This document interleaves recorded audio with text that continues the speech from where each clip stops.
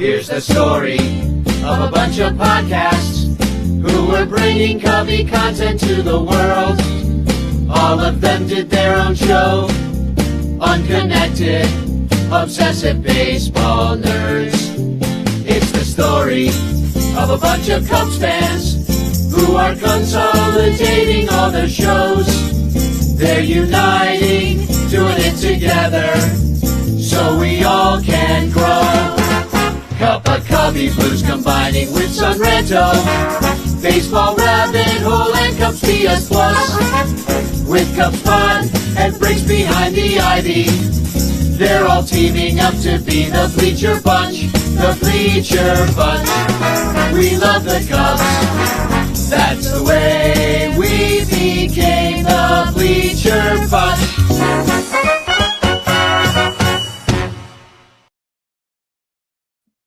Welcome to the Bleacher Bunch on the Fans First Sports Network, brought to you by our Patreon supporters. Join us now at patreon.com/Bleacher Bunch. My name's Danny Rocket. Cubes fan Cotton is here, and Sarah the Hammer Sanchez should be by in a little bit to join us. She's joining remotely from a hotel, but we are brought to you by In the Clutch shirts. We're brought to you by Matt Kammerer's Permanent Paintings. We're affiliated with all the other incredible shows like the Sunranto Show, Cup of Cubby Blue, Bricks Behind the Ivy, Baseball Rabbit Hole, Cubs PS Plus, and Cubs Pod. And what can I say? Michael, I have not heard from you for a week, and I feel like you've probably just been going for long walks, pondering your place in the universe and wondering why the hell the Cubs re-signed Jed Hoyer to do this. Oh my God. I put on this shirt this morning, and I did not put it on for any reason other than it was just the shirt that I grabbed. This is my it's a Riddler shirt. You got a question mark on. No, it's like it's like some old semi-pro Chicago baseball team, the Clearing question marks. And it says Chicago down here. It's got a thing, but this is exactly my mood over the last week is just what are you doing? Well, yeah, I mean, and that is really my takeaway. It's like you signed Kyle Tucker in the offseason. You're like, oh, Cubs realized they needed a big slugger in the middle of the lineup that would lengthen the whole thing out. And when you do that, you're like, they're going to put more resources in. They got the highest paid manager in all of history. They've got an amazing rookie performance they weren't even expecting, And then when it comes down to the final trade deadline to push you over the hump, and the glaring need is a starting pitcher, you're giving me Michael Soroka. Now, yeah. Mike, I mean, in a vacuum, Michael Soroka seems like a decent pitcher. That, you know what, Danny, that's the ERA problem. Is good. I think that's the problem. I think this new era of like front office person, they do everything in a vacuum. Like they don't actually look at the world or anything that's actually happening around them. They're just like, sure, Soroka. Sounds good. Soroka. Yeah, we've been kicking the tires on that guy his entire career, which is a long career. So let's start with, let's just start showing everybody what we got. And you probably already know, everybody already looked all this stuff up. So I'm just going to put it up hard. For our benefit.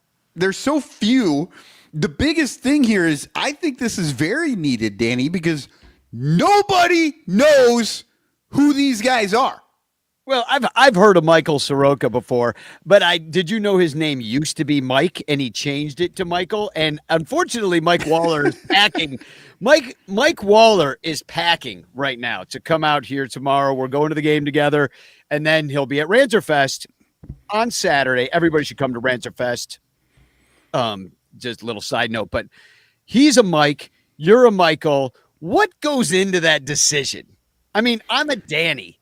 I could be a Dan. I could be a Daniel. I've been all those things, in fact, and I settled in the end on Danny. Who knows? Maybe I go back to Daniel sometime when I want to be taken seriously.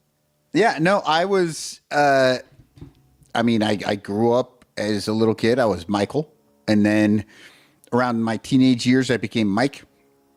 But then I joined the army, and then I became Cotton. Right? Nobody ever used my first name, Cotton. and so then when I returned to the real world, I told everybody my name was Michael because that's what my mother named me, and I was like, I'm not really tied to Mike or Michael, but like I'll go with Michael. That's actually my name. I'll just do that. And I've kind of been regretting it ever since because everyone can spell Mike. Nobody can fucking spell Michael, despite it being one of the most common names on the planet. It's true. People like EAL. Half the time people call you Michelle. They have no idea. Like, is Michelle here? Michelle? Oh, Michael. Oh, look. Did I do that? I don't know. Fireworks. Woo! I think the Apple computer just got real excited over the fact that I can't do it. Oh, there we go. There it is. Maybe it's the thumbs. Maybe it's the thumbs. I can't do it because I'm running Windows 10 and I've been told that my computer will brick. Yeah. See, if you were a Mikey, you'd have an Apple computer. But if I was a Mikey, I'd have Life Cereal, and Life Cereal fucking sucks. So and you'd like it. Do they even sell that anymore? I don't even see it in the store. Remember when they brought Mikey back? We're really off the rails already. We need Sarah just to come on the show and keep us on the rails. Otherwise, we'll just sit here and talk about Life Cereal. But I mean, Mike. Yeah, well, yeah, you're talking about Mike Soroka. He hurt his Achilles. He did not play for 2 years. So, and then he came back and he has not pitched over 100 innings since 2019. Sound familiar? That kind of sounds like Matthew Boyd. It's like Matthew Boyd Part 2 Electric Boogaloo. Except for this is a leg injury. So, I mean, that's kind of different. I mean, Jed has graduated from Tommy John's to Larry David's. I don't know what the fuck you do with an Achilles injury. Who did they name that surgery after? Are you sure it's not a Childs? It's like Steve a Childs. It's not Achilles, you fool. So here's the nice thing I like about this move. Look at his strikeouts per 9.6, 9.5 last year when he played for the freaking White Sox. And then, what I don't like, I'll keep with the things I like. He's got not a lot of walks, 2.7 walks per 9. That's not so bad. The whip is pretty low, 1.13. This is just this year's numbers. Home runs per 9, decently low. That 1.13 looks like the lowest it's ever been. Oh, no, he had a 2019 was pretty good. But, I mean, he just hasn't been there. He was hurt. He tore his Achilles. And then, so he's kind of making his way back. I mean, he's been back since 2023 when he went back with Atlanta, who he started with. But then I guess this guy, he's got a really good xERA, because the Nationals do not have good defense. So he's got an ERA of 4.87, which when you see that, you're like, whoa, why did we do that? And then you're like, well, with our defense, he might have a 3.32 or mid threes. Well, and here's the thing. I know everybody can see us right now, except for if you're listening to the podcast.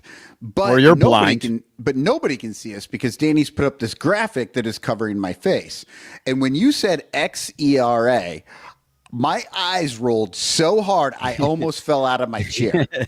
I got dizzy. They rolled so hard. You're going to see it. He's going to give up exactly 3.5 runs per 9 instead of 4.8 runs per 9. It's coming. And here's how we got him. We traded shortstop Ronnie Cruz, kind of a lottery ticket for them. Also future Hall of Famer. So who the fuck is Ronnie Cruz? Nobody. Yeah. He's Mr. and Mrs. Cruz's son. And then there's Christian Franklin. He was at AAA. But he's an outfielder. I mean, I don't know where they were going to put that guy. There's a million people ahead of him, including Kyle Tucker. You got freaking Seiya next year. You got Hap next year. You obviously have PCA next year. Then you got Alcantara. Then you got Casey. Yeah. So Yeah, there's no place for him. They had a lot of guys in the outfield, and they should have been trading the shit out of them. Yeah, and they didn't really. So the next guy we got and is well, I'm not going in any particular order, but is just the next one on my list is Willie Castro. Who I like this move, and maybe we'll wait if Sarah joins, but let's do him last because I like this movie. We'll end on a positive note. Actually, I like all these guys. They're all fine. Andrew Kittredge. Let's do him next. Okay. Okay, Danny. That's the thing, though. You're right. They're all fine. They're all fine. They're all fine. They're all fine. Yeah. They don't really move the needle for me. I'm fine, but nobody got me excited. Nobody. No. Willie Castro gets me a little excited. Except for that, he's not signed through next year. Like, I'd like to have Willie Castro like from here on, and I think he'd be a good addition to the team. Certainly improves our bench, but we'll get to him. Kittredge, right-handed pitcher. We traded shortstop Wilfrey De La Cruz. Wilfrey. I feel like Wilfrey, future Hall of Famer Wilfrey De La Cruz. they're all going to that Hall of Fame. Future All-Star Hall of Famer and kitten saver from a tree. I don't just like. Oh my God! Yeah, I mean, Willie Castro, Willie De La Cruz. I'll look this guy up. Here's the thing. This is the problem, Danny. You said it on the emergency Jed Hoyer. You've said it many times. Jed does not want to take his action figures out of the box. But here's the thing. If you have 12 Wilfrey De La Cruzes and 6 Ronnie Cruzes and every other Cruz that you can fucking think of, they aren't worth anything. And so Tom Cruise. You don't care about getting rid of them. Jed Hoyer did nothing that was actually a struggle for him to do. He didn't trade a single player off of the Cubs overall entire organization. He didn't trade a single player. Not the good guys. No. That he is going to think about ever again. No, you're not going to. He won't even stress it. Neither will Cub fans. I mean, Christian Franklin, maybe someone will say something like, "Oh, look, he had a home run yesterday." But we lost the trade. But that's my point. He is, just like you say, he is afraid to use his action figures. He leaves them in the box. They fucking sit there, and he's like, those are worth a ton. But here, take whatever Cruz you want, because I don't give a fuck about those. Exactly. Come over to. He didn't do anything that made him even question it, and that should make every Cubs fan question Jed Hoyer. What the fuck are you doing? We're stuck with him. You didn't get much. They're fine. But you didn't give away anything. Did he win every trade? Sure. Are we going to win any games? Any more games than we would have, because these are all just incremental moves. And because Andrew Kittredge, this guy, he's probably better than what we've had. At least he's had a better year so far. He certainly has a longer track record, like a really long track record, as in he is nearing his retirement at age 35. And but he knows what he's doing. Sometimes, for a pitcher, that's good. If they could stay healthy, then it's good. He's a slider guy, which we didn't really have, a straight slider dude. And it's not a real, kind of hard slider, hard sinker slider guy. So I don't know, different look, I guess. And then we also got, I don't want to spend any time on him really, but they'll make him throw a sweeper and a fucking knuckle curve in 2 weeks and ruin the rest of his very short career. Yeah, no, that's when the TJ surgery happens for the first time. He avoided it for 15 years. And then we also got Taylor Rogers, left-handed pitcher, and it's not the cool one that pitches. He's got a brother that pitches underhand. I think there's Taylor and Tyler, and the underhand one is not the one we got because he's, I think, a righty. Taylor is a lefty, so that shores that up. A little bit more, I guess. So, So, yeah, once again, he's fine. I'll put his numbers up. And I do not mind that they went after. He's 35 too. Yeah, I don't mind that they went after bullpen help because they're going to need it. As we talked about, outgetters. They're going to need a whole nother bullpen by the end of the year. And then, but what we needed, the only thing the Cubs very truly needed was starting pitcher, top of the rotation starting pitcher, like a 2, maybe a 3, but like. What's wrong with you? Didn't you hear me? Mike Soroka. Preferably Mike a 1. Soroka. Mike. Woo! Tell me, is Mike Soroka he's not a 2. Is he a 3? They're backfilling. They're doing what I said that they could get away with when Tyone was still healthy. Like backfill, midfill, get some of those Craig Counsell specials, do a bunch of like piggyback games where each guy, goes through the order once or twice tops, never 3 times. And then, that's what it'll be. It'll be a bullpen games. Like whole back end is all a bunch of long guys. Yeah. If they had grabbed like an Edward Cabrera or a Mackenzie Gore and Mike Soroka, I would probably be in the market for a Mike Soroka fucking jersey. Like I would love him so much more. Not because of anything he did, but because he was the other part of them getting somebody really good, But the fact that this is the only guy they got, like, no offense to him, but whatever. I mean, you're he's fine. He's good. I mean, these guys are older. Kittredge, Rogers, they're all older. One's a righty, one's a lefty, and they got rid of Ryan Presley, who sucked against the Brewers, gave up that grand slam. Obviously, is just toast. Astros sloppy seconds. We got to stop. I mean, these guys are the slightly younger, less damaged version of Ryan Presley, and that's all the best I could say. It's the same guy over and over again. Remember at the All-Star break when Marquee was just slobbering all over themselves, doing everything they could to remind us at every moment that Ryan Presley had not given up a run in 10 games or some shit. He gave up 9 without getting an out, and then he went like a scoreless streak where he did like 18 innings in a row or something like that. Yeah, and I've been over here the whole time, just like every time I see Ryan Presley, I like break out into a cold sweat. I'm just like, this is just not going to work. Well, yeah, guess what? It did not work. Because he was always putting guys on. Yeah. Like, even if he did get out of it, didn't give up any runs in that 19-inning stretch or whatever it was, like, it was not that good. The numbers were lying. And so, all right, Sarah's not here yet.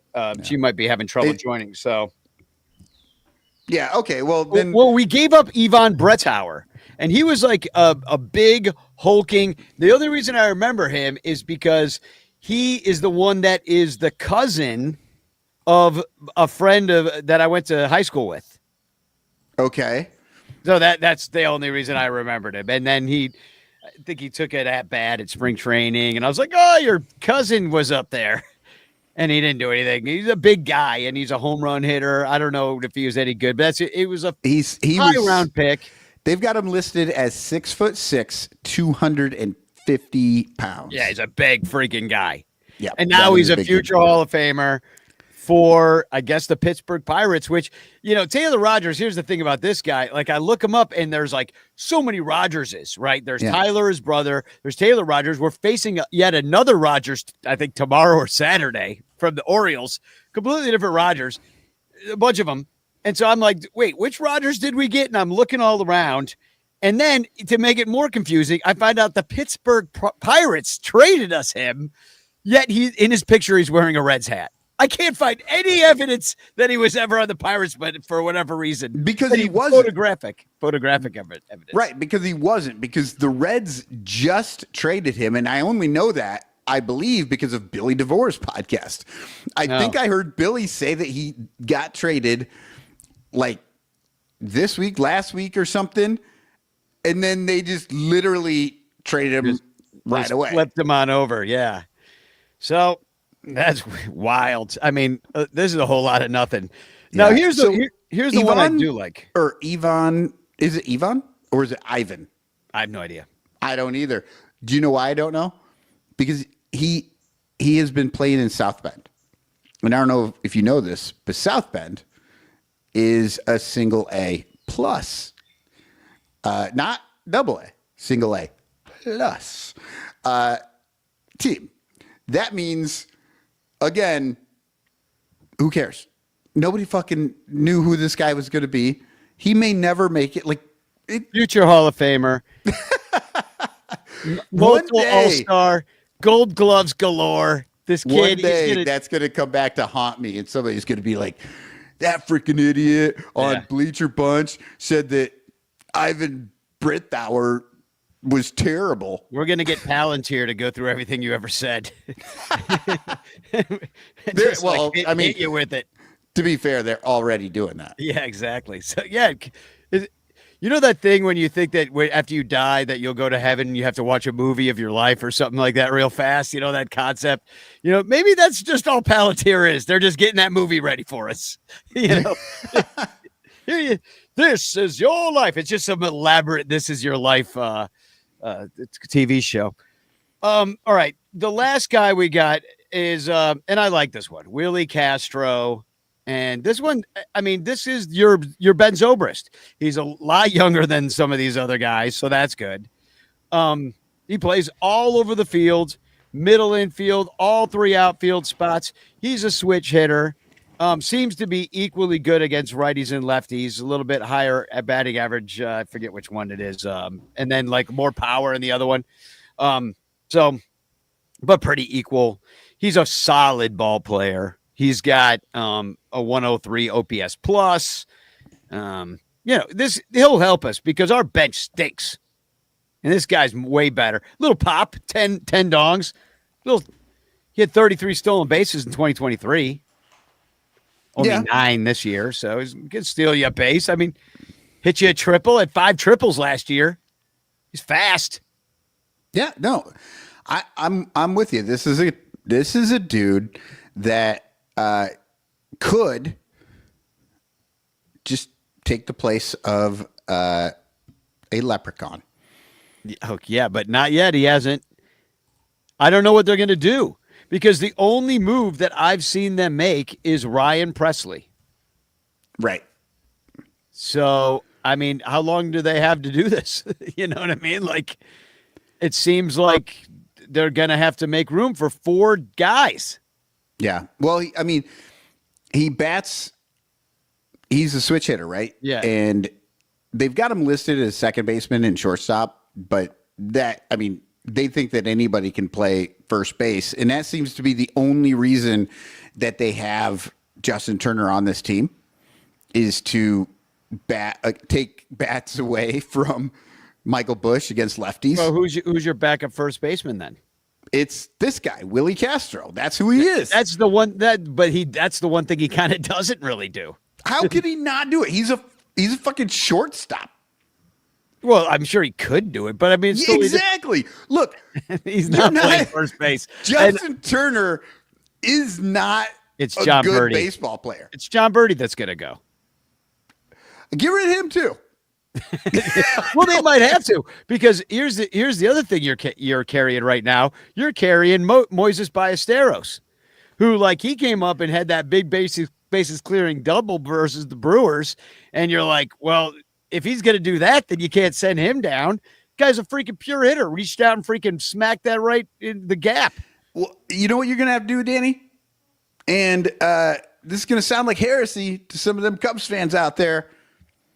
Your bench is now going to hold Ian Happ because Seiya Suzuki can play left. You can put Ballesteros at DH, and that's your lineup. Ian Happ can now be a bench guy, and it makes your bench better too. Maybe he can play first in the pinch. He could. He's played everywhere else, and if he's at first, he doesn't have to throw. Yeah, that noodle arm of his. And then, so who did we give up for this guy? Oh, couple of nobodies. Future Hall of Famer, right-handed pitcher Sam Armstrong, and future Hall of Famer Ryan Gallagher. Which I kind of remember that one because we made like a Gallagher way joke, like, oh, it was a throw in for the. It was only because we made a joke out of it. They thought it was a Gallagher way guy, and it ended up being the guy smashing watermelons, and they're like, "We can't crazy hair, dude." Yeah, yeah. So it's all quite disappointing. I mean, I don't really care about anybody we lost until the day that they're giving their Hall of Fame speech or winning the MVP or the Cy Young, and that's bound to happen. We all know that's coming. But they did improve the pen. I'm curious to see who they get rid of because the other thing is Amaya. Amaya's coming back. I mean, why didn't they trade him? You could have gotten probably something pretty good for him. I mean, people told me I was an idiot when I said that, and I don't think they should necessarily trade him. But if you're trying to win right now, here's a guy coming back from injury, then somebody else gets it, and you get a pitcher off a team that, can't use him this year, maybe an expiring contract, a helpful swap for both teams. I don't know. Yeah, and you're saying that, Danny, because you understand the Cubs are good this year. They're going to screw it up. But they're not World Series good. They're look like at the Mets. Division good. All these other teams are taking big swings. Yankees, big swings. Even the freaking Astros, they freaking got Correa back. Yeah. And even the Mets got a whole new. They got Bednar, or the Yankees got Bednar. Mets got Helsley from the Cardinals. At least the Cardinals suck worse. That's fun. Yeah, but here's the thing: you understand this is a good team, and so this is the year in which you have to make that swing. Like last year, they didn't do anything. They tried to claim that they did something, but they didn't do anything. They didn't have as good a team to make that swing. This was the year that they needed to really go all in. And if that costs you a Ballesteros or a Casey or an Alcantara and I want to talk about this a little bit. They were all untouchable. Or a Matt Shaw. You need to make that fucking move. You do. You have to. Because this is the year we can do it. Every season is sacred. And if you're not going to treat it as such, what are you doing as the Pobo of the fucking Chicago Cubs? Well, and you can look at it multiple ways. And I'm curious as to see how it will play out. Because there's either that other teams are looking at our farm system and looking at those guys you just mentioned, and they're saying, they're not that good. And we've totally overvalued all of them. Jed has overvalued all of them. Okay, you won't take Star Wars. Well, I'll tell you, Jed 100% has overvalued all of them. Or the price truly was too high for what they were going to get. And they're like, we want Ballesteros and Casey, and we're going to give you Mike Soroka. You know what I mean? Like maybe it was just some horrible deal maybe in order to make that deal with the Nationals for Gore, that you had to give them all of those guys. Like, you had to give all 5 of them or something. It was just a ridiculous thing. And, and then does that guy move the needle that much that you really decimate your entire freaking farm system? So that could be a scenario. I'm not saying that's what I think. I'm just saying that's another scenario that the price was too high and that's why they couldn't get it done. Or the other teams didn't want him. Or Jed thinks they're not that good this year and they don't, there's no reason to empty the pen because we're not going to win the World Series anyway. Or he thinks they're so great that they don't need anybody. You know what I mean? Like you can really see it all the ways. Yeah. But just where do you come down? I mean, I just really am more of a wait and see. I don't think they're good enough, but they could still do it just because baseball's freaking baseball. And that's what they've always told us. We're going to go into the tournament and we'll see what happens. And if we're on a streak, then we'll freaking win it. And if we're not, we really don't have a backup for the backup, and then it just won't work out. We might fade in August and dog days of summer take us, the way of the 69 Cubs and the way of the the whatever, every 90s team. But here's the thing. Jed has created the situation in which that will happen. He did not try to create a situation in order to stop that. So and this is what I want to talk about, like about these guys. So I have been hearing for a little while. So like we were talking about Cabrera, right? And the Cubs were linked to going after possibly Alcantara or Cabrera down in Miami. They were linked to Mackenzie Gore. And what I have seen is that they wanted Jackson Wiggins and Casey. And then for Gore, they wanted Shaw as well. And this is where it gets real dicey, because has there been anyone in all of Cubs land who has been more behind Matt Shaw than me for the last 2 months? Everybody's been talking about Eugenio Suarez, talking about we need to get some sort of a third baseman. And I have been steadfast. You and Jed agree, finally.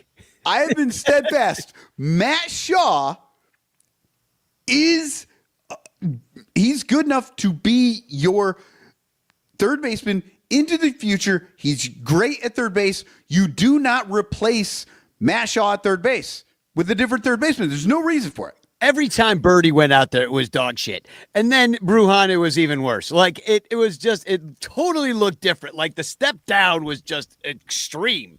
Yeah. But here's what happened today. When we found out that Shaw was part of these trades that Jed would not go for, I was like, fucking trade it. I would have traded Shaw in an absolute heartbeat to get Mackenzie Gore or to get Cabrera or to get one of these high-end guys. And in the Ranters Discord, like, everybody's like, you're crazy. We can't get rid of Shaw. And I'm like, what the fuck is going on? Like, I have been the guy on Shaw's. Well, you would have had to do supporting him else. The whole time. And now I'm like, if we're talking about a pitcher for Shaw, then you get rid of Shaw because the pitcher is the thing we need. They screwed up. They still don't have a decent backup, and that is their problem. That's Jed's idiot problem for not having a bench. You had nobody you could just slot in there for Shaw unless you're going to go get an Eugenio Suarez. You know what? On the Mariners now. What about Willie Castro? Well, then you don't get to use him all the places you want to use him. It doesn't matter. Do we have a problem at third, or do we have a problem everywhere? Well, right. I get your point, but this is the thing. You're getting Willie Castro for a different reason.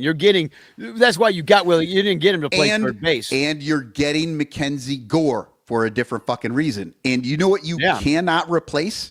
You cannot. So a third baseman, yes, Matt Shaw is great. Third baseman, great. You need a good third baseman.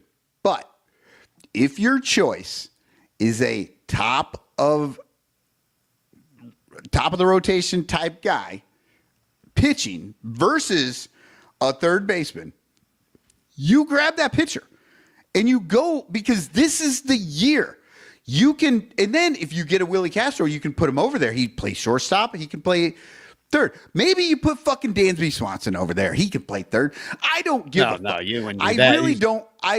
Look, all I'm saying is I don't care. But it was amazing to me that for 2 months, I have been telling everyone we don't need Eugenio Suarez because we have a third baseman. And then today I'm like, oh, but if we're going to get a pitcher, you trade that third baseman. And everybody acted like I was a crazy person. And I'm like, no, I know exactly what we have. Even if you didn't it's have just not good enough. Even if you don't have the pitcher. Even if you didn't have to do Shaw and you had to empty the other guys and Shaw didn't have to be, and you could replace him with a Ballesteros or something like that, you still do that. And they did not trade from that strength. You didn't trade Casey. You didn't trade Ballesteros. They're like, well, I guess they're just all behind those guys 100%. And now let's play them. Now, I hope Ballesteros stays up now. And I don't think he will, because Amayo's going to come back and then they're going to DFA him.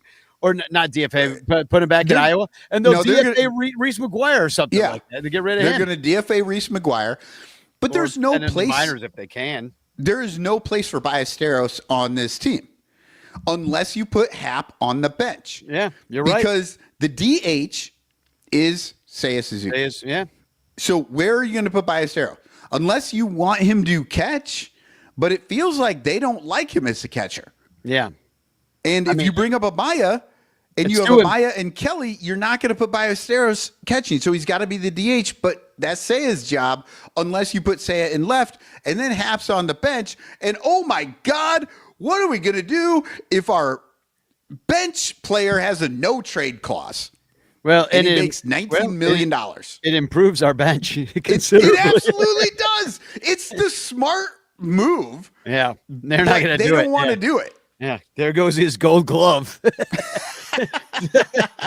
So if I were to tell you that re-signing Jed Hoyer for a bunch more years is not the worst thing that happened to Cubs Nation this week, I think you'd be shocked. And I do want to go to commercial right now, but I want to leave you with a little story. So I happened to just be down by Wrigley. First of all, I met condolence Jersey Mike. He's down here with his family. Mike Leonard. Mike Leonard is in town. He's going to be at the game tomorrow. So unfortunately, he won't be around for Ranterfest, but he's around tomorrow. So I went and met him, hanging up posters for Ranterfest. Which, by the way, everybody should come out Saturday. All it's going to take is you giving a donation to the Lost Boys, and you're in, hanging out with us, playing games, watching comedy. I am currently in the lead for those banana tickets, by the way. I know. Yeah, exactly. You should look at that auction it's at 32 auctions. I've been sharing the link around. So, it's only $200. That is way underpriced. By the way, those are going for like $800. And you're getting them for $200 right now. So somebody outbid Michael. Make him spend more. Make him spend more. Totally. Well, yeah. And when I told Eli, he was like, "Oh yeah," and I'm like, "Oh, you and Mama might have a fight for these tickets because I'm going." Yeah, no, I would love to see the bananas. Unfortunately, I'm actually going to a play that day, so I couldn't even go if I wanted to. But so I'm walking around Wrigley, sprucing up the mom shrine for the homestand like I do, and who do I see? But Tom Ricketts walking by himself, going into the main building, and I'm standing right there, and I go, "Tom," and he kind of recognized me, but I don't think he knows my name and stuff like that. He just like, I've talked to this guy before. He's one of those guys like a Crawley that I see all the time. That's probably exactly what he thought. Oh fuck, Crawley's friend. Yeah, Crawley's friend. Yeah, no, I think that's what he probably thought. So I go up to him, and I don't want to be a dick. Like, I only do that from far away. You know what I mean? Like when I'm like, "Tom, buy us a team," like I'm not going to do that in his face, right? I'd rather sit and have a conversation with him. So, Ryan Sandberg just died. So I went up and the first thing I said was he stopped to talk. So I go, "Hey, tough week for Cubs fans." And he's like, "Yeah." And I'm like, "Yeah, when I was watching the game on Monday, like I just kind of didn't care what happened at the end of the game after the news." And then I realized when he agreed with me that it was a tough week for Cubs fans, he did not think about Ryan Sandberg. He was thinking about the Cubs or the trade deadline or something else. Because he was like, oh yeah, Ryan Sandberg. Oh yeah, that's right. I'm like, and then we pivoted to Rhino talk. Apparently they're going to have like kind of a visitation. And I was like, what? And I'm like, they're not going to lie him in state, are they? That would be amazing. And then he goes, no. He's like, that'd be weird. I'm like, yeah, it would. And they're like, no, your weird is my amazing. I would love to see it. It'd be weird. I mean, he's not the Pope. I made that joke out to him. I'm like, he's not the Pope, kind of. And then, so we're sitting there talking, and then, but I thought that was hilarious that he did not consider that was the bad news for Cubs fans this week. Because I think he knows that signing Jed Hoyer was bad. I think he even knows that. That's as I was riding my bike away, I was like, what was he thinking was the bad news? Because to me, that was only after. I mean, I was mad about Jed Hoyer, but I'm more mad at that. Like the bad news is Rhino. Like absolutely, it's so sad. And like, I was just talking to Tom about just my feelings on the matter, and Tom also said, and this is funny because I had inside information to let Captain Cubbo know to not do something, because he goes, he texted me, Captain Cubbo goes, "I'm going to make a Rhino helmet," because he's got one, like a Rhino helmet that I think he wore when he got into the Cubs Hall of Fame or something like that. And he's going to put a tear on the Rhino helmet. Then he's going to put it at the statue. Okay. And then, but Tom Ricketts goes, I saw all the flowers that people are putting there. And Tom's answer was like, yeah, we're trying to keep it clean over there. And I was like, don't put your rhino freaking helmet. They're going to clean it up. And at that point, I did not tell Tom that mom shrine was mine. I was just thinking that. I'm like, oh my God, he probably hates the mom shrine. Exactly. It's like, for the I can own the entire neighborhood, I'd take that mom shrine, throw it in the garbage like Ron Santos' leg. So, anyway, it was interesting to talk to him. And that's how I am with famous people like that. I don't want to ruin my time with them by being a dick in that moment. And I know a lot of people are. They'll just say, what'd you buy as the team, Tom? Or something. He's like, fuck this guy, and he walks away. Yeah, nice. But if I sit and he recognizes me, he's like, that guy was nice to talk to. Then he'll talk to me again. And then at some future date, I'll hold his feet to the flames. Yeah, that's whatever. Over dinner, though, over steaks, I'm going to have him paying for steaks for me. I grew up with, that age-old adage, if you don't have something nice to say, don't say it. Yeah, and then or scream it in their face and then punch them. Right. And then, and then I joined Son Ranto and ruined all that. But you're like, well, that's the show. No, when it comes to talking to people, like people who say Shambi showed up, there is no way in hell I would say a single fucking word to him.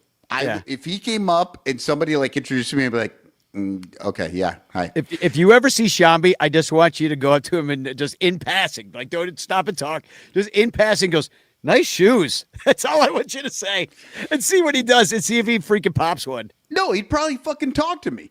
No, and that's my point. Like, I would not want to have to try to be nice because I wouldn't be able to do it. And so I just would be like, I'm sorry. No, I can't.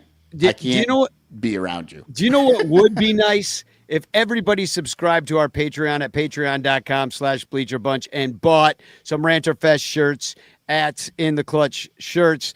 So we're going to play a quick commercial for those guys. And then when we come back, we're going to have Eric Wheelo and Sarah Sanchez joining the Bleacher Bunch. And I can't wait to talk to them about their feelings about what happened to their teams. Well, Sarah is a Cubs fan, but Eric Wheelo's team. Anyway, what? I want to know what Sarah thinks about what happened to her team because I know look, I'm sitting over here. I know I'm right, but Sarah will probably agree with me and also have the numbers. Sarah will give you reasons why you're right. Right. She'll have actual fucking legitimate facts for why I feel my way. Yeah. I just have me knowing that I'm right and everybody else being like, this dude's an asshole. Well, we'll be right back.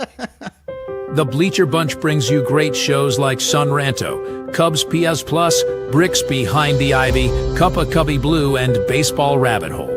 But you could be getting so much more when you subscribe to our Patreon page for as little as $1 a month at patreon.com/Bleacher Bunch. Get access to our exclusive daily show Cubs Pod, where we recap every single game. Plus, be the first to hear Cubs music, get early access to events, and receive an invitation to join our Discord Cubs community, where fans just like you show up every day to rant and rave about our beloved boys in blue. Most importantly, 10% of your Patreon pledge will go directly to help the Lost Boys Youth Baseball program. So join us. There are perks at every level, like the Renter Calendar, absolutely free, and name recognition for you or your business. We are independent Cubs podcasters, and we need your support. Otherwise, we'll quit. Seriously, we'll all quit. Some of us might even die from your lack of support. In fact, the cutest little puppy you've ever seen will die if you don't support the Bleacher Bunch at patreon.com/Bleacher Bunch. We promise to spend all the Patreon money on tickets and beer and all the dumb crap we have to buy just to keep our podcast rolling. So give us your money and we'll waste it far better than you will. Patreon.com/Bleacher Bunch. Free trials are available, but don't do a free trial. Just join, okay? Okay. Patreon.com/Bleacher Bunch. In the clutch.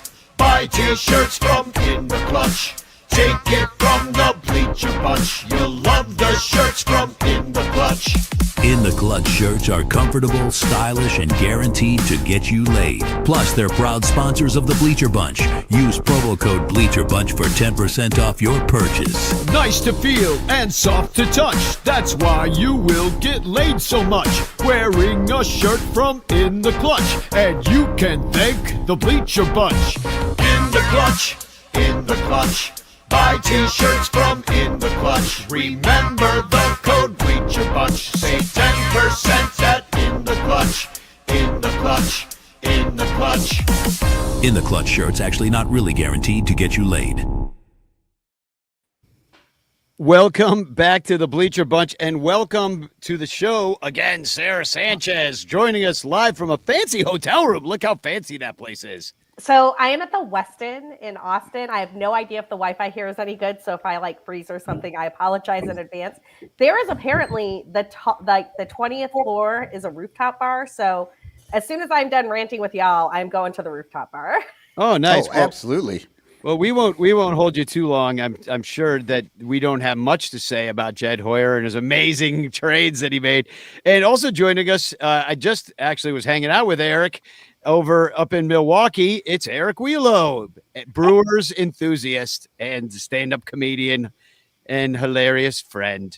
First of all, before I forget, I want to thank you, Eric, because this is the grand prize of the raffle at Ranter Fest that Eric Wheelo, who recently he interviewed Anthony Rizzo. Just tell us about what happened there. I forgot to put the maybe I can put some of the pictures you sent me into. I work for Glory Days, which is Johnny Manziel's podcast, former Heisman Trophy winner from Texas A&M, and we're in Miami, and we booked a guest last minute, and it happened to be fucking Anthony Rizzo of all people. So, got 5 baseballs, got him signed, and first thing on my mind was like, I have to get one for Ranters Fest, despite my hatred for the Cubs and Anthony Rizzo. I told him to his face. The first thing I said to him was, you're kind of like Brian Urlacher. Like, we wanted to hate you, but we could only respect you. And he's like, that's fair. That's very fair. So, well, he's super down to earth dude, isn't he? Yeah, he's a great dude. Down to earth. You can tell he had some party days in his past, but he's fun, kind, nice to everybody on set. And Johnny Manziel was a little late, so I had to sit with Anthony and Rizzo and stall and create conversation for about 20 minutes, which was cool, and asked him some really interesting questions. I have a clip that's going to come out pretty soon about it, but if you want to see it, the episode drops not this Thursday, next Thursday on YouTube and Spotify. I'll say this, like, Danny, I hit you up. Cotton, I hit you up. Oh, yeah. That was so fun to be on that thread and seeing real time while the interview's going on. Wheelo was like texting us pictures and shit. So the wild part is we booked him at like 2:00 on Thursday, and then we're shooting him Friday at 1:30. So I had a day to write it, and I'm like, I got to hit up the Ranters, and I hit up Crawley, and I'm like, what's every question you've ever wanted to ask Anthony Rizzo? Because I'm making this a Cubs podcast, and I want all your questions you've ever wanted to know from Anthony answered. And it turned out to be an amazing interview. And I think Cubs fans are going to love it. We go into the whole run from 15 through 17, that whole core getting broken up and his feelings about it, Jed not making enough splashes in free agency. And I think what he said is even big girls need some loving too sometimes. So it was his reference to that Cubs team. Those are great questions, Wheelo, because seriously, I don't know, and maybe I just missed it, but I don't know that any of those guys have really talked about Miguel Montero did. Miguel Montero did at Club 400, and he cried over like 5 fingers of whiskey. And I think it was painful for those dudes. And I think, Eric, you kind of intimated to me that Anthony Rizzo did find the breakup of that team pretty emotionally difficult. Yeah, it was tough. He missed Schwarber a lot, and just him not even getting, tendered a contract before that season started. And, just the way he put it is like if he didn't go to the Yankees, he probably would have took it more personally. The Yankees were his childhood team growing up. It's the team he rooted for. And, things could have got a lot worse if he didn't get put there. I will say the interesting part is, like the biggest regret is he really feels like he left one on the table for a World Series in 15. Like it's his big regret. He thought they could do it that year. We talk about the Kershaw home run in the playoffs. We talk about, a lot of stuff. We dive deep into the core of 15 through 17, and then obviously 21 when it gets broken up. It was 21, right? Yeah. Yeah, 21. It was 21. We will never forget that day. I think you're in for a treat. So check it out. I really wanted to do service to you guys, and I had them, and I just wanted to make sure we're going there. And Sarah, you didn't get a chance. I was hoping you were get here a little early earlier to talk about some of these trades. And Michael and I went through them all, but can you give me kind of your sort of rundown of of what you think the Cubs did in a nutshell at this deadline? I mean, I have a few thoughts. Number one, I think that question should be framed what the Cubs didn't do at this deadline, not what the Cubs did at this deadline.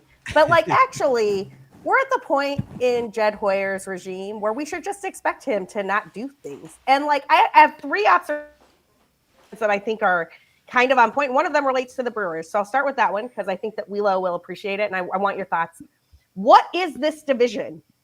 The NL East and NL West are out there we're adding Mason Miller, we're adding Johan Duran, we already have two closers, we're getting Camilo Duvall, and the Cubs and Brewers are shrug emoji. We're gonna do what we do with nothing. And I genuinely asked this question once in 2017 as kind of a joke. I was like, can a division collude with itself? But I actually think there is a gentleman's agreement in the NL Central where they're what if we should keep all the prices where they are, and none of us goes out and does the big thing, and we just the division is always competitive, we always have a shot, and we can just get by with the Steven Matzes of the world and the whatever Kittredges of the world and the Michael Sorokas of the world, and that is the fucking plan. The Shelby entire Millers. NL Central. And Jordan Montgomery. Jordan Montgomery, he was Nolan Arenado. He was just a salary dump. Montgomery's not even going to pitch this year. Yeah, but just wait till next year, and your system gets a hold of him. And he's the reclamation wins comeback player of the year. Cy Young candidate. That's happening. Maybe the sell was like Woodruff. He signed that 2-year deal, 1 year to get healthy, and then look at him now. But I always, I'm never. I would say disappointed because it's just you've been let down so many times by the Brewers in free agency and they don't make splashes. So I'm just used to this. I'm used to this shit. It's the good enough gang. We're good with making the playoffs and that's fine. We're good. We've been the wild card round this year. We did better than last year. But and why should the Brewers feel any pressure when the one team that's tied basically with them that they, are now one game up, but that's the team that they need to be worried about. And you look at what the Cubs did, and the Brewers front office over there, it's fine. We don't really need to do anything. We just beat them 2 out of 3, and they did nothing. So why should we even freaking try? We can beat them where we're at. Yeah. And I will say go ahead.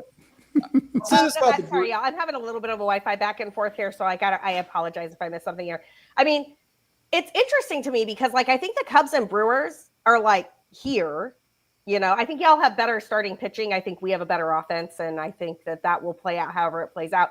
Ironically, this whole NL Central we don't have to do anything thing might actually wind up with the Brewers, Reds, and Cubs all making the postseason. While the Padres and Mets are out there but we have all the arms and we have all the bats. Paid $700 million for one. They got stronger. I mean, unbelievable. I'll say what the Brewers did and what the Brewers do well is we made the trades earlier in the season. We got Andrew Vaughn, and who the fuck would have thought this guy would hit 24 home runs or get 24 RBIs in 19 games? If that doesn't work out, I think we make bigger splashes in his free agency. We do. And then you have a Quinn Priester And we get this guy from Boston, a reclamation project, and he's freaking lights out. I think 9-0, like a 2.5. Yeah, kicked our butts on Tuesday. And it's like, those are moves we made in season. So it's like, we didn't make them at the trade line, but we made significant moves that made this team better earlier on. And that's what the Brewers are good at. We find those guys. Well, I actually think the Cubs are banking on that a little bit too, right? They're like, we're going to replace Vidal Brujan with Moises Ballesteros.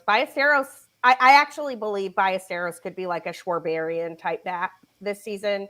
The way Schwarber came up in 2015 and just really like kind of lit the offense on fire, had power, had the ability to hit. Like, I think we might see that from Moises Ballesteros. And actually, the most interesting piece of news I saw in the trade deadline was from Mark Fysand, and he said that the Cubs were unwilling to trade Moises Ballesteros. Like, the holdup for them on the starting pitcher market was they were like, we'll offer you Owen Casey, we'll offer you Kevin Alcantara, but we will not offer you Moises Ballesteros. And I like that because that we disagree. We disagree there. Oh, well, you because you think he doesn't have a position, and I know that an ABS system is coming, and Moises Ballesteros rakes. So no. He's 21 years old and has struck out one time in like 24 MLB plate appearances. That stick is legit. And no, it actually has nothing to do. Can't frame, and I just like, okay, well, framing is going to go the way of the dodo bird, so I don't care. Right? No, it actually has nothing to do with Ballesteros. And it has everything to do with how this team is created right now and the players that are on it and what are you going to do with Ballesteros, right? Because are they going to play him? They don't have any place to play him. No, hold on. So actually, let me finish for 1 second because I actually hear where you're going here.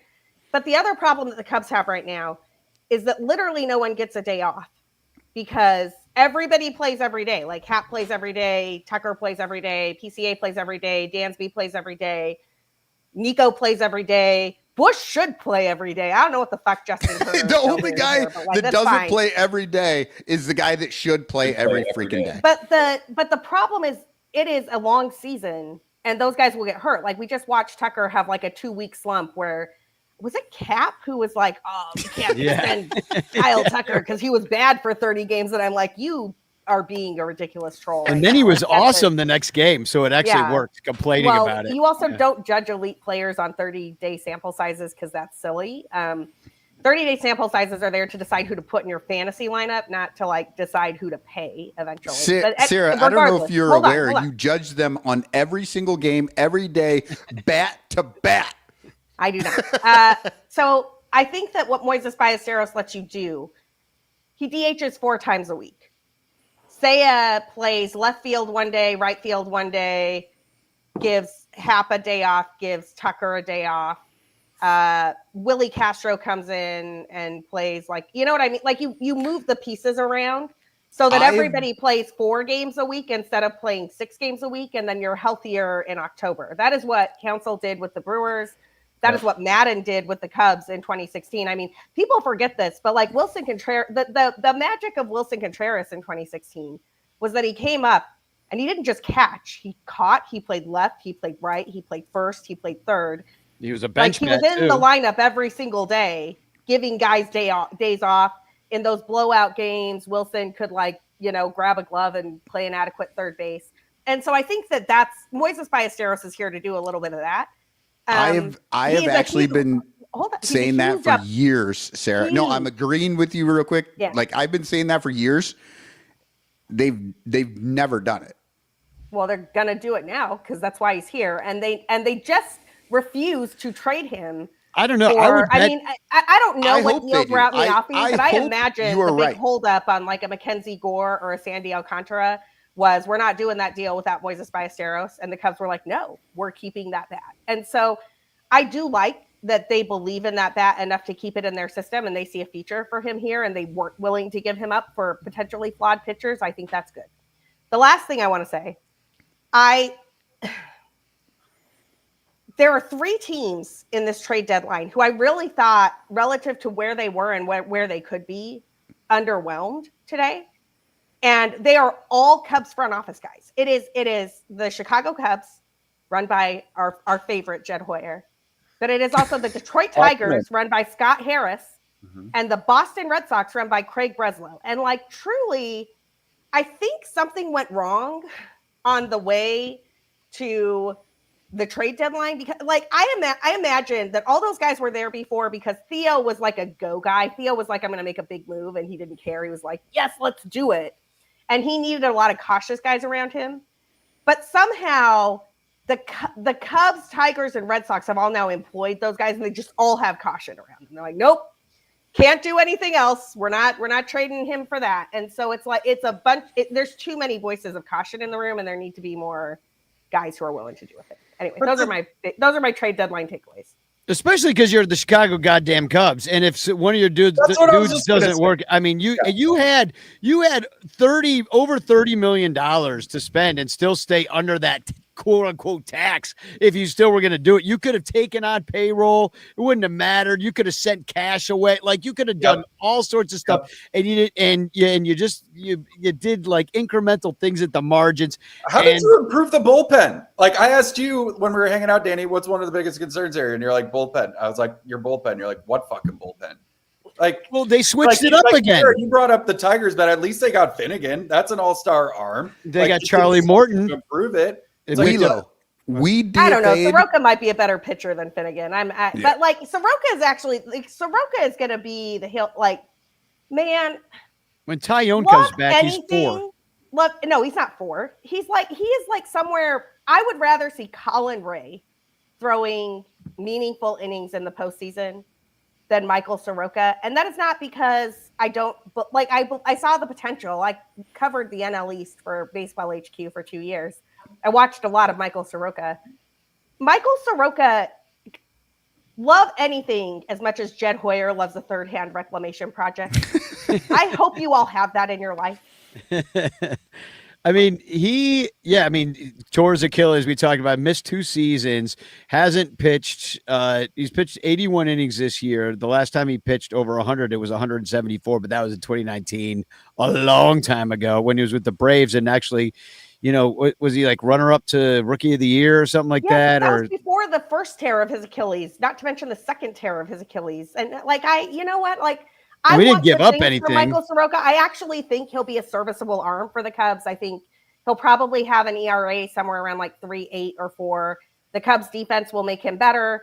He strikes guys out. He's a good pitcher, but like, he's not, they needed like a Sandy Alcantara or a Shane Bieber. They didn't need another Javier Assad. Yeah, another Colin Ray. Yeah. Soroka is a very different pitcher than Assad. So I don't want to be like, that's not a great analogy, but like the Cubs just collect 4th and 5th starters and like stack them. Sarah, it's like the Brewers. Sarah, you're not wrong about Soroka, but Wheelo did ask about the bullpen. I did. Because Soroka is a starter. Is Soroka the answer? I don't think so. Soroka's a starter, so he's going to start for like 3 weeks, and then he's going to be the long guy in the bullpen. Yeah, the long guy. Oh, okay. I didn't know that's where you're going. I thought Soroka was well, we'll see. The starter we got. We'll see, because if he comes in, that's what I'm saying. Where's the bullpen help? Well, we got Kittredge. We got a couple old guys with a long track. Kittredge. Taylor Rogers. The American Girl doll. Like, at least we went and got a Shelby Miller, which like can eat innings up, and he has 7 saves on the year, and like an established vet, and the Brewers find a way to do it. It's like it's not a huge splash, but it like rests those arms in the bullpen, and we got like a Nestor Cortez coming up. Like the thing is, it's like we're built for playoff baseball in a way I don't think the Cubs are right now. You got better starters than we do. We have Javier Assad and Jamison Tyon waiting in the wings. Like we have these are very comparable moves. Like Shelby Miller is to Mike Soroka, Javier Assad is to. They're the same guy. Like I totally agree. But now the thing that you have that we do not have, and I agree, you have like some legit aces. Like the Cubs don't have a Jacob Mizorowski. The Cubs don't have a Freddie Peralta. The Cubs don't have a Brandon Woodruff. But we have a much better offense than you do. Like except for this last series. But it's in the playoffs. It's about that starting pitching, getting you 4 or 5 right, and going to that. How's that worked out for you the last few years? Well, we choke in the outfield, and we have a Devin Williams and a Josh Hader that choke. But Pete Alonso'd that Devin Williams airbender. I watched Guess what? And we got rid of him, and we got a Caleb Durbin out of it. And okay. Well, and if you, but this week against Boyd, who's been our best pitcher, who did not seem prepared on Monday to face the Brewers, they put up big time runs against him. Boyd walked a bunch. So I don't know. Hopefully that was just like a bump in the road for him as far as a Cub fan goes, but they put up a lot of runs. And then in the next day, they're hitting grand slams off Presley. R.I.P. Ryan Presley, you're gone. Thank freaking God. There's another mistake from Jed that he made. Yeah, that's the thing that they did to make the bullpen better was get rid of that guy. Yeah, addition by subtraction. But the Brewers put up big runs. Even in the game that we won, they did score, so it wasn't – they're not known for it, but I want to give Michael a shout out on that addition by subtraction point, though, because if Soroka is in the rotation – Ben Brown is in the pen. And Ben Brown has elite 2-pitch stuff. Ben Brown probably would be a better closer than if Daniel he's still Palencia. on the team. I think it's Daniel Palencia's job, but I think Ben Brown makes that bullpen better. I mean, but the question is they've only DFA'd Presley. We don't even know who these other moves are going to be. DFA Ben Brown. No, they're not going to DFA, but he's got options. But I'm wondering, who are they going to send down? Because you've got to find a place for Kittredge, and you've got to find a place for Soroka, and you have to find a place for Rogers. Well, and you've only gotten rid of Presley. Hold on. They already made some of these moves. So, let's see. Brujan was the move for Ballesteros. Right. Presley is gone. That's your one move for Soroka, let's say. Kittredge or whoever. I thought there was a move for two more. Else. I don't know. They're switching guys out. Bullpen, I don't know, man. There's a lot. I don't know if Ben Brown's going to make it. Ben Brown is going to make it. Going to make it. Are you kidding Ben me? Brown's pitching Saturday. He's the starter. Ben Brown is starting this Saturday. Yeah, he's announced this starter. Okay, well, that's great. Let's celebrate Ryan Sandberg Day with a 6 home run affair. Exactly. Sorry. Yeah, no, exactly. They'll score 23 runs for Rhino, the other team. By the way, I am gutted. I am absolutely gutted. Thank you, Cubby Knoll. Got me. Hollowell and Krisky. Oh, okay. Be in the moves. Gone. I'm I've been on a plane most of the day, y'all, and it is 100 degrees in Austin. It is hot here. Hollowell was on the team? Who? Yeah, we saw him for 2 innings back in fucking May or some shit. He was on the team. He was on the 26-man roster? I think they added him a few days ago right before the trade deadline. All right. They got a lot of guys that are going back and forth. They don't, maybe. I do want to say, and this is not trade deadline stuff, but I am gutted that I can't be at Wrigley Field on Saturday. Absolutely destroyed that I can't be there on Saturday. We'll be sending all of my love to everyone there. Yeah, and we're doing the Ranter Fest thing, and it's Sandberg. They're doing. Everybody's wearing 23. Tomorrow they're doing a moment of silence, I think.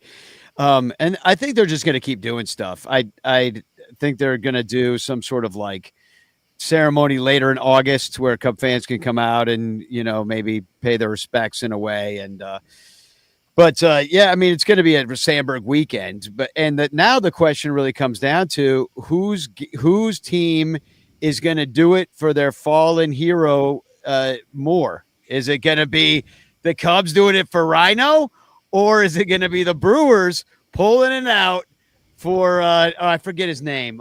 He wasn't really that important anyway. Bob Uecker? Uecker. I always forget that guy's name. Dude, that's Danny. Don't do that. Bob Uecker is a king. I'm just doing it to Eric. I know, but we're not doing that. No. I got really confused. I thought you were going to tell me Ryan Braun had died. No.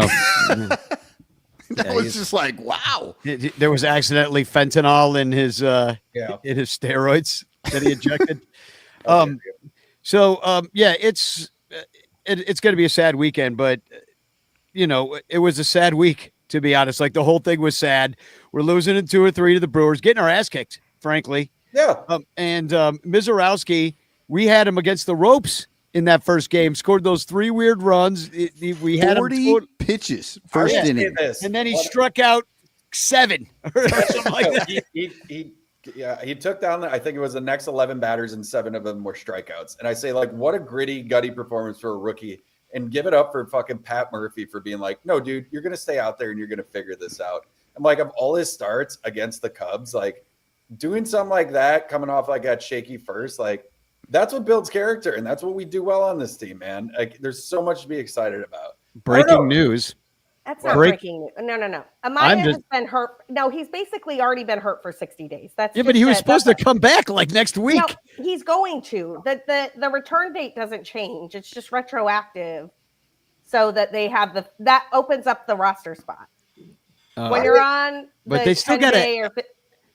It's fine, Danny. I thought Amaya was back to rehab.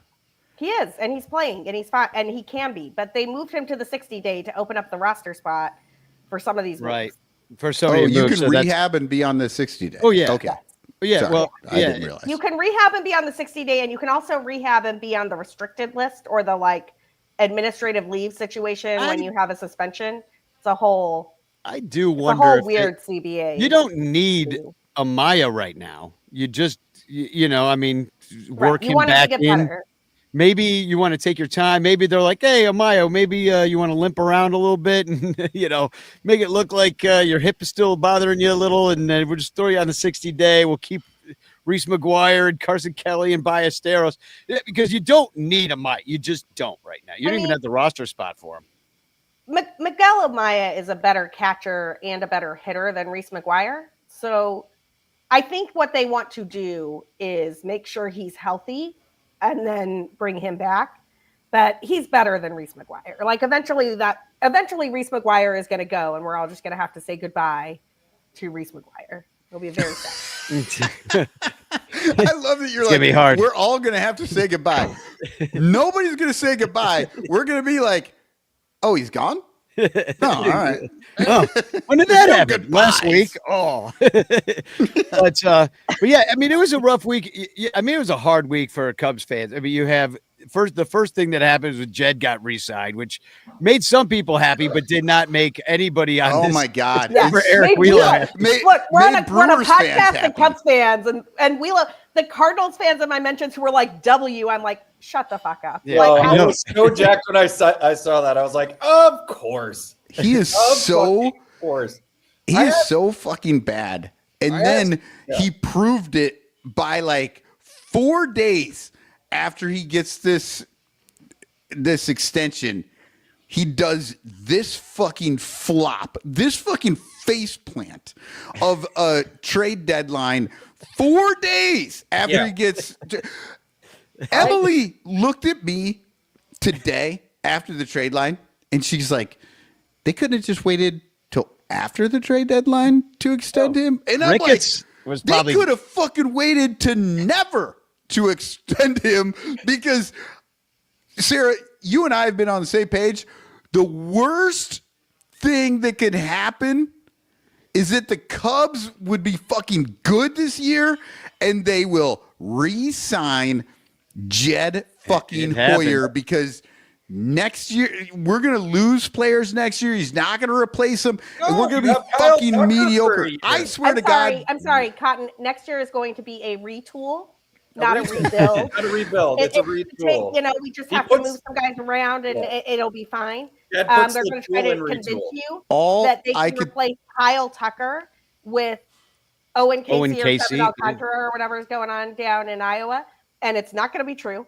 And it's going to be hysterical. But I just want a special shout out to all the bros in my mentions who just think that Jed Hoyer is the greatest and that I don't know ball. This is the dumbest people. And that I should show more respect to Jed and everything that Jed has done for the Cubs. Congratulations. Yeah. Congratulations on your Jed has done deadline. Jack shit what has he for done? The Cubs. Nothing. He has done a ton for Tom Ricketts' fucking checkbook, but he has done zero for the Cubs. And every bit of the struggles that we have dealt with over these years, straight on Jed's shoulders. And the only thing I could think of today was, we are now on the countdown to 83 wins. 20 more wins. I have a bad fucking feeling that the Cubs are going to go 20-37 to finish this fucking season. That's really and we're bad. going to end up with 83 goddamn wins. Guys, I don't think it's going to be that bad, but I do think that there is a non-zero chance, and I hate to be that girl, but it's who I am, so I will be. The last 6 games that the Cubs have at home are against the Mets and the Cardinals, and like you just can see it coming. Like you can just kind of see the Mets and Cardinals just steamrolling the Cubs. Maybe out of the division into like the wild card situation or into like a playoff situation. It's the Mets and the Cardinals, y'all. Like I don't know, man. When I saw the schedule before I even knew that Kyle Tucker would be a Cub, I was like, oh God, Cubs are ending their season against the Mets and the Cardinals. So anyway, it's gonna be interesting. Definitely here for it. I think they'll make the playoffs still, but Hoyer gonna Hoyer. No, Jed, I will not. Jed's mother has entered the chat. I'll say, I talked to Rizzo. I talked to Rizzo about Council and Jed, just like off camera, and he said to me, he's like, I think the thing that's not working for Council right now is that this team doesn't really have a voice. There's too many hands in the pot. There's too many, people getting involved from the front office, and like that's not what Craig is used to. He's like, it's an issue. Like, what is this team's personality? It needs to run through Craig, and it needs to be him. And I think Craig's still trying to figure that shit out. And I said, one of the questions I asked him was like, what was the biggest difference of going to the Yankees in the way you were treated there and the way that place was run in the Cubs? And he said, the difference is there was a reason for everything. Where it was with the Cubs in that front office, it was like we did things because that's the way we do it. That's the way we've always done it. And that's Jed, and it's just we're going to do it this way because that's the way we do it. It's when your parents are like, because I said so. Yeah, it's that bullshit. I have one nice thing I can say about Jed Hoyer. Adding Willie Castro to this team makes the bench like 100% better. Because I knew you'd like that. Was unplayable, like absolutely unplayable, and some of us knew that from having watched Vidal Brujan in his time with the Rays or his time with the Marlins. But Jed Hoyer didn't know that. So we all had to suffer through 100 odd games of Vidal Brujan is the utility guy who can't play, so he never plays. And I do think that Craig Counsell with a Willie Castro on the bench and a Moises Ballesteros on the bench will be able to do things that he was not able to do before, right? Like he'll be able to make moves. He'll be able to give guys days off. He'll be able to we saw it with the Brewers the other day. Moises gets the big hit. They bring in the lefty. He can then pinch hit. I don't think Moises Ballesteros has platoon splits. Like, hold on. But you can make some moves. That thing that Craig Counsell did was take Ballesteros out of a game after he hit a 3-run double against he cleared the fucking base. A 3-run double. Great. Yeah, but and the next at bat, they bring a lefty out, and so they go to Justin Turner. Well, look, I'm not. My confidence level is not high. But Justin Turner, he got a hit. No, the thing about Moises Ballesteros that y'all need, I hope you all appreciate and really keep an eye on it because it's truly remarkable what we're seeing right now. The kid does not strike out. He hits for power, and he does not strike out. It is unbelievable Craig Counsell that he is 21 years old and he has 1 strikeout in 20 plate appearances at the big league level. That's nuts. The modern Bill Buckner. I mean, if you can hit for doubles and home runs and you only strike out once every 20 plate appearances, yes, please, let's do that. Well, and right now, thank God we won the 1 game against you because otherwise, being 1 back versus 3 back is huge right now. And now we face the Orioles. I don't know who you guys facing. Wait. We are not talking enough about this run the Brewers are fucking on right now, okay? And I said it at the start of the goddamn season. podcast. We are actively avoiding this bullshit that the Brewers are doing. I wish we could call it back. Play the clip of me saying we're coming for your ass in August because we do it every fucking year. Actually, though, and guess what's happening? Guess what's happening? No. Hold on. I hate that you're right about this right now. I'm in on this. So you peak too early. The Brewers do usually have a really hot August. Y'all had your 11-game win streak in July. Enjoy it. There is no way. And like, if I'm wrong, I will happily be wrong. I don't know what the Brewers winning percentage for July is. I bet it starts with a 7. It was an absurd month for y'all. I hope you enjoyed it. That is not replicable. The silver lining is that the Cubs have been like kind of consistently in that 600 range. Y'all are going to go back. You're going to have a 500 month. I hope it doesn't happen to you in September. No, and it's not. We're going to continue to ride this wave. Like, tell me where we're weak in that starting pitching staff. Tell us where we're weak in that bullpen, and you can claim it's the offense. But this offense has been great. We find ways. We play ball different. We steal bases. We play great. Your best hitter is playing with a broken finger. Well, and he hit 2 home runs against you yesterday. And I do love him for that, but he has 8 on the year, and last year I think he hit 25. So, like, you know, that's. I think there are some. You were not made of kryptonite. Like, you are not made of some invincible. And you guys are? No, we're definitely not. You will not get any, like, the Cubs are invincible from me. I just roasted Jed Hoyer on the trade deadline for like 20 minutes. Well, and I don't know. Every year I come on here, every year it's the same fucking shit with the Cubs when we're competitive, and every year we end up on top. And it's just going to be a repeat. This is what it is. It's what it is. I is want to what's yell happening. at you so bad, Wheelo, and He's right, and though. I fucking can't because I just don't know how many times I need to have the same argument. It's like, the Brewers are going to suck. We're going to fail it up. I don't think because you this suck. is the I've never 5th said year, you and I suck. don't think I can argue it. You don't say we suck, but it's like this. Just like we never get the credit for the team we end up being throughout the season, especially late. We needed to find our personality when Adames left. They found it.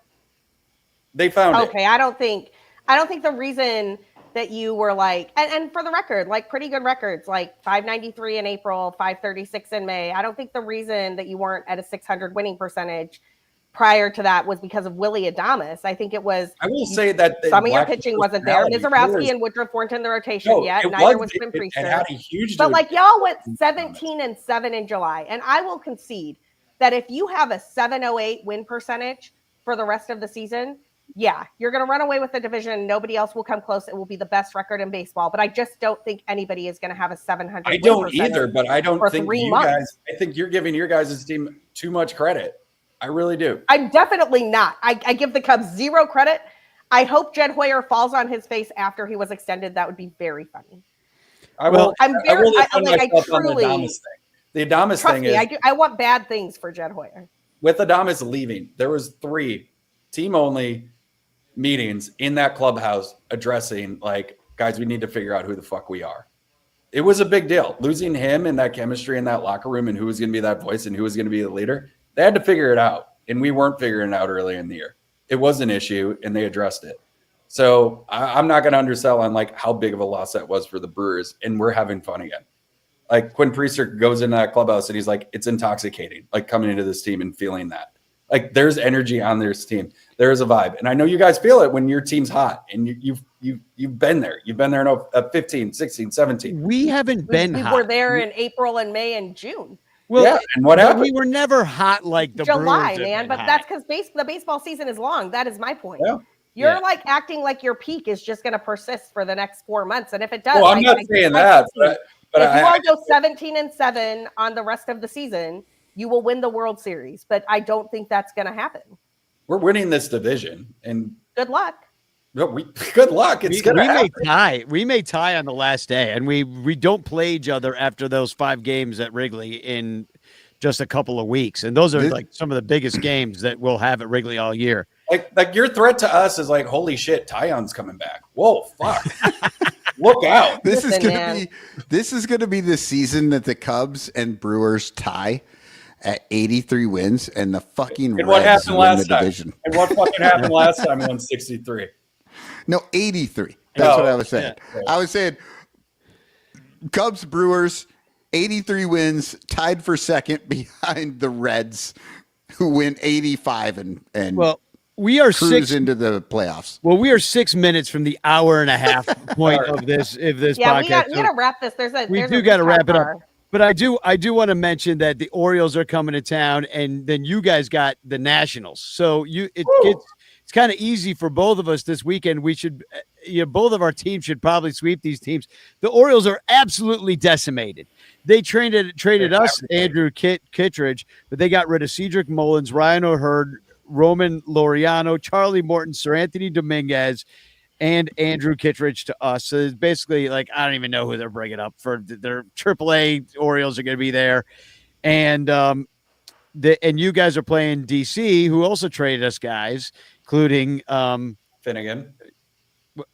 Not to us. Oh, not to you. Finnegan is not a good pitcher, to be clear. I know. No, we got I don't know how he has saved so many games for the Nationals over the years, but he's just really not that good. And we've got, and it's not really, we're not throwing our best at it because Imanaga just pitched. So we got Cade Horton against Trevor Rogers, another Rogers. And then in game 2, we got, you don't think that Ben Brown's going to pitch? I mean, he might, but like, I think that if I were looking at the people who were just added to the team and all this, whatever, I think Ben Brown probably needs to move to the bullpen at this moment in time. And then Boyd is going on Sunday. Hopefully he can pitch better than he did against the Brewers. And they've got a TBD because their team just got totally blown up. It was supposed to be Charlie Morton. And now who knows, some rookie that'll carve us up or something. And but I did want to mention, Sarah, you're going to be so missed at Ranter Fest. I know you got to travel for work, but there are still tickets available. You can still come. You can just show up at the door too and just give a donation to Lost Boys to be a part of it, either the daytime or the nighttime part of it, the pregame or the postgame. Pregame, almost home. Postgame over at Output with the comedy and the band. And go to sunranto.com/ranterfest to join us. Did we figure out a way for me to zoom in for the bitch clock?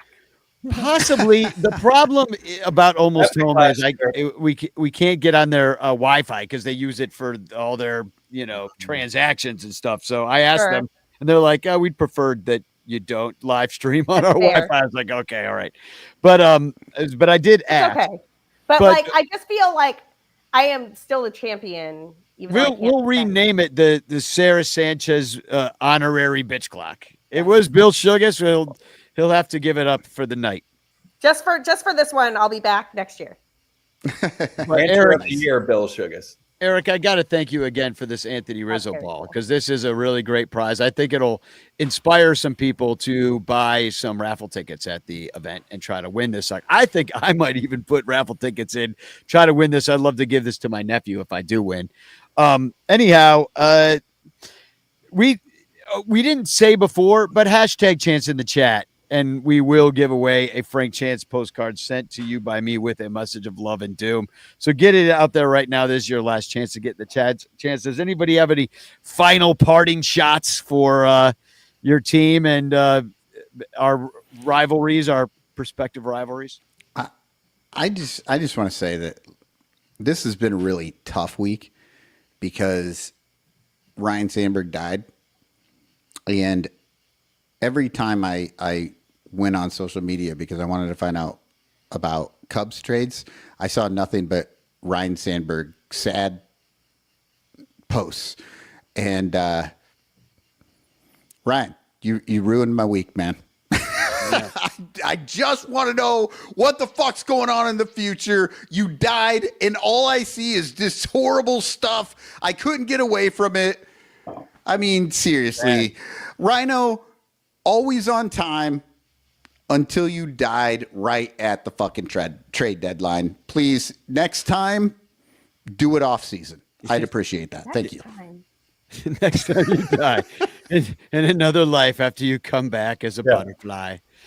I mean, I'm going to take the opposite side of what Cotton just said and say, yeah, it was a really hard week. I mean, the loss of Ryan Sandberg is huge. I am really sad that I won't be there on Saturday with everybody. Ken Schultz, who will be there with y'all, and I were kind of hanging out. He was headed to North Carolina for a thing, but like we went to the statue the morning after and just kind of stood there for a while and chatted and shared some memories and stuff. I actually went back today before my flight because it's a really great place to be. Somebody left a scorecard. They printed out a scorecard from the Sandberg game and left it there, which it says 23 forever on it. It's very nice. I hope this Cubs team takes whatever inspiration they got from Ryan Sandberg's ethos and ethic over the year of just showing up every day and doing the little things right into the last third of the season. Because if they do, there is a non-zero chance that we will get rewarded with what I can only think of as, the Sandberg game of the season. You're knocked down a little bit, but you come back. You're knocked down a little bit, but you come back, and you just keep coming back until there's no comeback left. And I think that would be a tremendous legacy for this team to leave. I don't know that I believe they will do that, but I kind of want it in my storybook world. But whether they do that or not, just truly a tremendous ball player, and probably the reason that I'm a Cubs fan and not something else. So rest in peace right now.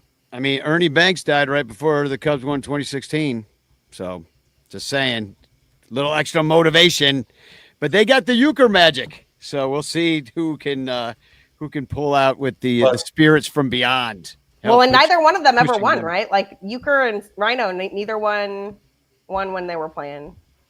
Yeah, so well, and the battle of the guys who didn't win in heaven. And freaking Ernie Banks never saw the Cubs win it.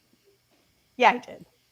That 17-minute rain delay was like all of the tears of all of the Cubs in heaven, man. Like, this is the weirdest rain delay I've ever seen in my entire life. Yeah, it really was. And so do you have any parting shots, Eric Wheelo? Well, I mean, it would be a little uncouth right now to leave with it. So now that we memorialized our hero, Eric, do you want to say something nice about the Cubs?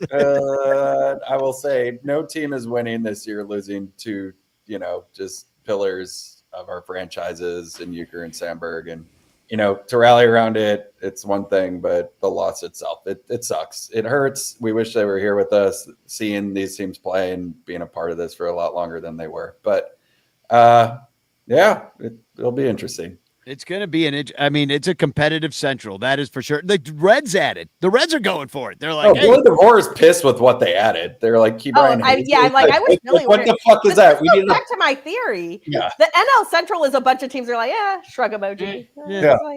I said, what the fuck are the Pirates doing trading in the division? Like, that just zero. Brian Hayes, giving us a reliever. Yeah. Zero fucks to give. Yeah, exactly. Well, they acquired Taylor Rogers to then trade him to the Cubs. The Pirates acquired a guy to trade him to the Cubs. It's crazy. This is Jed's three-dimensional chess, is that he went through the Pirates to get Rogers from the Reds because the Reds wouldn't trade with him. He went and got you Kyle Tucker to get himself a new contract, and you got to fucking thank God for that, because you're gonna lose Kyle, and you're gonna keep Jed, and I'm so here for it. God. I'm sure. Well, there's a non-zero chance that happens. So hashtag chance in the chat and win a Frank Chance postcard. Let's pick it. Here we go. Who's gonna win it? Look at those names. Nathan Snead's in there. We're going to see him at Ranterfest. Tom Cooper's in there. We're going to see him at Ranterfest. And the winner is Nathan Snead. There we go. I like how Danny names the winner 10 seconds before the winner comes up. Because I see it before you guys, I think. I really do believe that that Danny's got all these things rigged. But I will be at Ranterfest. I can't wait to see all the ranters. And please, everybody, when you come up to me and say hi, tell me your name, because all I know is Discord names, and I don't know what your faces look like, because my whole brain is online, and so please, I just don't know what you look like. Amy Zahar saying she's sad she won't be there this weekend, but she did donate those Savannah Banana tickets. So thank you very much. Thank you. Even though Eric can't be there and Amy can't be there, you guys are going to be there. And Savannah Banana tickets. Yeah, right now, there in spirit. Michael is winning that auction. Only $200, people. You can jump in there and take over that thing, or maybe not, because maybe I'll go higher, but. And I do have good news. We have $470 raised right now in the auction. The three things that are there is the wing dinner with Miguel Esparza, the original Ranter Fest poster from Matt Cameron. So original Matt Cameron art. Which I was notified today that I just got outbid. And the Savannah Banana tickets, which have a value of $1,000, and they're only going for $200 right now. So get in there if you want to go see the Bananas on the 16th down at Comiskey. So it's 32auctions.com/ranterfest25. That's where you find it. It's where you bid, and it's the auction ends Saturday. So at Ranterfest. So. Well, thanks for being here. That was fun. I feel like that was cathartic. We'll see you over on the Twitters, angry. on the Discords. I know, but go eat some ice cream and just have a good night, everybody. I'm gonna play the Bleacher Bunch theme song, and we'll get the hell out of here. So Spagog. Go Brewers. Here's the story of a bunch of podcasts who were bringing Cubby content to the world. All of them did their own show. Unconnected, obsessive baseball nerds. It's the story of a bunch of Cubs fans who are consolidating all their shows. They're uniting, doing it together, so we all can grow. Cup of Cubby Blues combining with Sunranto, baseball rabbit hole and Cubs PS Plus.